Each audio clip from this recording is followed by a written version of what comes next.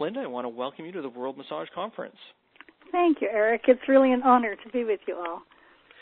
Now, my first connection with you was actually through an infomercial that I don't know how long ago, 15 to 20 years ago. That was a long time ago. It was I think it was 93 or something like that. It was a long time ago. It was quite a while ago. And I was amazed in watching the videos of you dealing with some very aggressive animals with really significant behavioral issues, and just how their behavior changed almost instantly with the touch that you used. So I was very, very impressed and fascinated with your work from that point onwards. So I'm delighted to have you here at the World Massage Conference with us.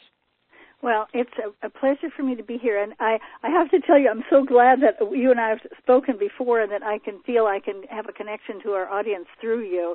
It's a funny thing, as you said, to sit here in this room alone and not be able to see everyone or not have an animal that I can be with to demonstrate. Mm-hmm. Okay, so I will be on the phone with you through the broadcast, and I might interject from time to time and maybe get you to clarify some ideas as we go through them. So let's start off just by asking, what is the Tellington Touch?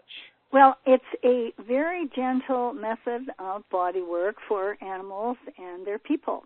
And it's a little bit confusing because we have the Tellington Touch training, or the Tellington method, which is not just work on the body, but it, as you'll see on my slides as I go along, actually includes exercises that we do that we call the playground for higher learning, and special equipment that we use. So it's a combination of work on the body and the movements that we lead dogs and cats and horses and other animals through. And I'm convinced that it's the fact that we move them that makes the difference in actually creating the changes that we get in behavior in such a short time. And what kind of animals do you use TTouch on?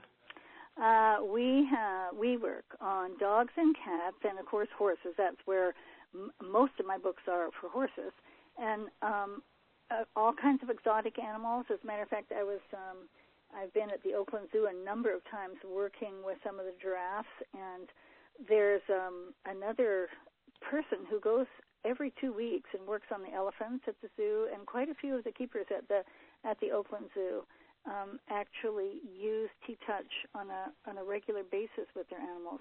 We do a lot of, I shouldn't say we, many wildlife rescue people actually work with TTouch on animals, and all kinds of farm animals, and of course humans, it was such a surprise to me when you asked me for the World Massage Conference to talk about animals, because I think so much about our work that we do with TTouch with people.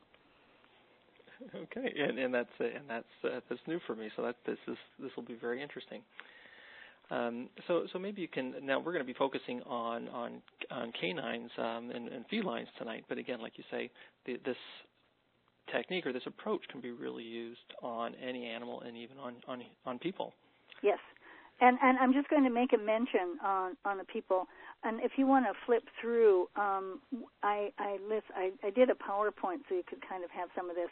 If you flip to the third one, you'll see the list of the various animals and people that we actually work with. And one of the things that I want to say, I feel that the work that we do with people is like a gift from the animals, because it's because of the work that we do on animals that we started realizing, wow, wait a minute, this is something that we can use as well with people. And the thing I love about it, and why many massage therapists really integrate TTouch with their massage practices, is the fact that you can give this to a client to help themselves. So in addition to getting regular wonderful massage from a massage therapist, you can actually help families to help themselves. Okay, now would you like to just address the intent of TTouch? Yes.